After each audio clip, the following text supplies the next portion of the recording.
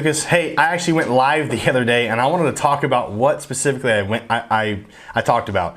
You're gonna want to listen to this because this is some of the biggest mistakes that people are making over and over and over again. And I learned this very quickly in my entrepreneur career. There's two types of people when it comes to money. And I'm gonna give you a couple examples. I'm not gonna tell you any of their names because both of them or people on both sides are technically friends of mine or acquaintances or in my industry. So there's the first person that they pay their employees or their clients, their reps, way too much money. And then their reps just so happen to want to come back and ask for more money because they think that, you know, if you give a man an inch, he's going to take a mile. So if this, for instance, if you're giving, your reps more than any other company out there, and they're going to come back and ask you for more, I guarantee it, because they're going to say, oh, well, you know, what's stopping me from just going and starting my own dealership? You know, I want more money. If you want to keep me around and I only sell 4 deals a month, you need to give me a better red line or a better baseline. It's like, listen, dude, like, you know, you guys on this side, if you're paying your people too much, they're going to continue to ask for your shirt. They're going to ask you pretty much for your wife, your kids, your clothes, your hat, everything. They're going to ask you for everything. You give them an inch, they're going to take a freaking mile. And then there's the other side. These are the ones that frustrate me the most. One on the right side or on the one side. I feel bad for these people because I was them. I was that person. I paid my guys sometimes too much, sometimes in the middle. But there's a lot of times I've just paid too much and I got taken advantage of. And there's the other guys that really, really, really piss me off. And these guys I am so freaking pissed off about these people because why? Because these people pay so freaking cheap to their employees and then expect the world from them and expect them not only that to also be loyal. Like, you have to understand, if you're going to shelter and hide your people and pay them like crap, you're going to get crap out of it. If you're going to pay somebody $10 an hour to do a job that's really worth $250 an hour, what do you think you're going to get out of that? You're not going to attract the right people so that your business, okay, can continue to grow and be sustainable. Okay, so for instance, I'm just going to give you an example. I'm trying to get turf in my backyard here in Las Vegas, and I've got a guy that wants to do it for $7 grand.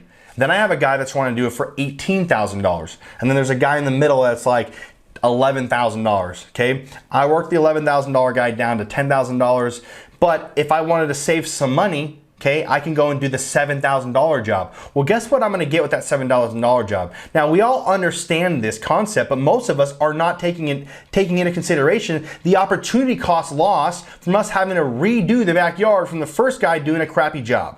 So when you pay your reps or you pay contractors and you're going for the lowest, cheapest, you feel like you're a freaking awesome negotiator, and that's what you wear on your freaking shoulder, like I'm the best negotiator, and you're just, you get off on paying people like crap, and then you realize why you can't retain people around you, because you're not paying for talent. One of my mentors, Ed Milet, said to me is like, look, you don't need to pay people for what they're doing now. You need to pay people for what they're gonna do for you in 2 and 3 years from now. That the role that they're gonna fill in 2 or 3, 4 years from now, that's the way you need to pay them. And then guess what?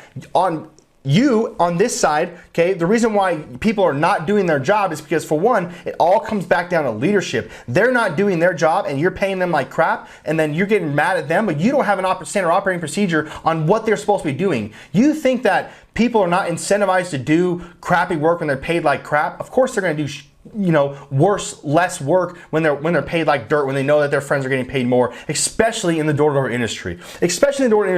Everybody knows you can go to California and make, $100,000 on selling a 2 kilowatt system.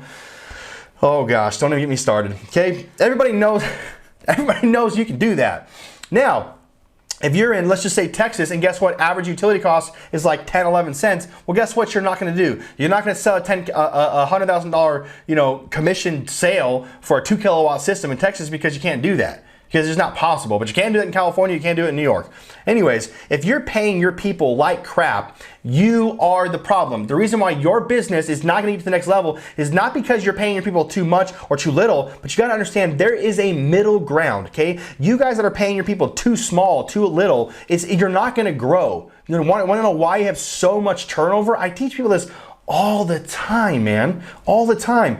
I can go in there and just say, hey, look, we need to bump your pay scale up a little bit, and it feels like they're a debt or they're a liability. But guess what? If you see your people as debt or as a liability, you already have an issue. You probably shouldn't be hiring people. Just go back to your solo man job, doing your little dealer program or your little flipping houses or whatever you sell, door to door or whatever you do. Go back and do your little independent contractor bullcrap that you do, and don't have reps on, because guess what?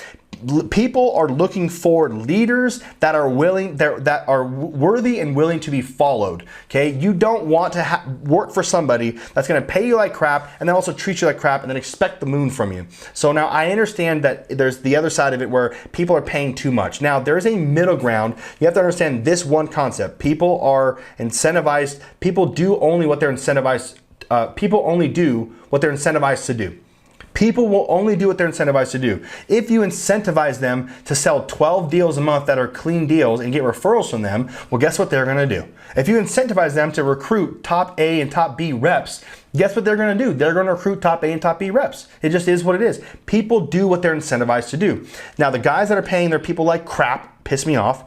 And then they wonder why nobody wants to be around them, and people leave their company all the time. I'm thinking about 3 people specifically, individual companies, that these guys just continue to over and over and over again blame the weather, blame the industry, blame the president. It's Biden's fault that sales reps don't want to stay with me. The taxes, gas. Nobody wants to go out to Hood because gas is too high. Baloney, dude. It's your fault. Take responsibility from that. Read the freaking book, Extreme Ownership, and you know exactly who I'm talking to. If you're watching this, you know exactly who I'm talking to. Dude, if the shoe freaking fits, kick it off, bro. I promise you, your business can be sustainable if you just started to pay your guys a actual reasonable wage to what they're actually doing. Now, the other guys on the other side, you know who I'm talking about too. You're paying your people way too much, and they're asking for the rest of your bank. They're asking not only that, they're also going to ask you, how much are you making? After you know in your heart, because you're too good of a person, and you freaking give them the whole freaking, most of the pie. You're giving them way too much. The 99% of the pie some of you guys are giving them, and then they're going to ask you for they're going to ask you for your spoon as well. And that's a problem, man. There is a middle ground, but you have to make sure that your pay structures, okay, specifically, are based around what incentivizes them to work harder, what incentivizes them to want to work longer and faster and stronger and better and cleaner and get more referrals. Do people do what they're incentivized to do? So if you do not structure your pay structure or finding a contractor around that, I don't care if it's houses or real estate or solar, insurance, real estate, whatever you're doing, whatever you're selling, roofing, pest control, alarms, windows, meat, beef, whatever the heck you're selling. Okay, you need to pay your people something that they're incentivized to work more. That way, you don't have to, what I was talking about earlier, is have to run into that opportunity cost loss where you're having this turnover and over and over and over and over. And guess what you're having to do when you have turnover? You think it's like, oh yeah, chalk it up to the game, buddy. It's only 1 or 2 out of 10 that actually make it in this industry. It's like, well, okay, why is it that within my company, it wasn't 2 or 3 out of 10, it was 4.5 or 4.6% out of 10 stayed in our industry. Now, there is still people that cannot work, but why is it that I had a double the amount of people that stay with me for longer than 8 months than the rest of the industry? It's not because I paid them too much or paid them too little. I just paid them what incentivized them to want to work more. I added more value. My company was a personal development company that just so happened to sell smart home products, that just so happened to sell solar, that just so happened to sell alarm systems, that just so happened to sell roofing, or whatever the heck we sold door to door, okay? We were a personal development company. We added more value to our employees and our reps than we did to anybody else. That's why we didn't lose people. And if they left, guess what happened? They went over and they got $1 more an hour because those companies freaking recruit, and they got in the DMs, and guess what? Those people still came back if they were still good. And I've created multiple Golden Door Award winners, put multiple people on stage, and put hundreds of millions of dollars, maybe not hundreds of millions, hundreds of thousands and millions of dollars into multiple reps' pockets, tens of thousands of dollars into 30 or 40 reps' pockets. I don't know how to say that. Yeah, tens of thousands of dollars, I put a lot of money in the reps' pockets, okay? The reason why is because it's sustainable. It's not just coming in, what I'm trying to say here is, it's just not they come in and make $10,000 or $20,000 and then they leave, okay? It's the point is long-term sustainable growth, long-term sustainable reps, long-term sustainable an office that's long-term and sustainable. You can't do that by paying them too much because you can't run a solid business like that. Had to learn that the hard way. And you can't do that by paying them like crap and then wondering why they don't want to work for you. It's like, dude, it's just not going to work. So there's a middle ground. Find out what that middle ground is. I hope this helps. Comment below. Make sure you hit the subscribe and the like button. Make sure you send this out to your people that need to hear this. If I'm talking to you, I'm not sorry. You needed to hear this. So yeah, it is what it is. Take it easy. Michael Lucas, I'm checking out.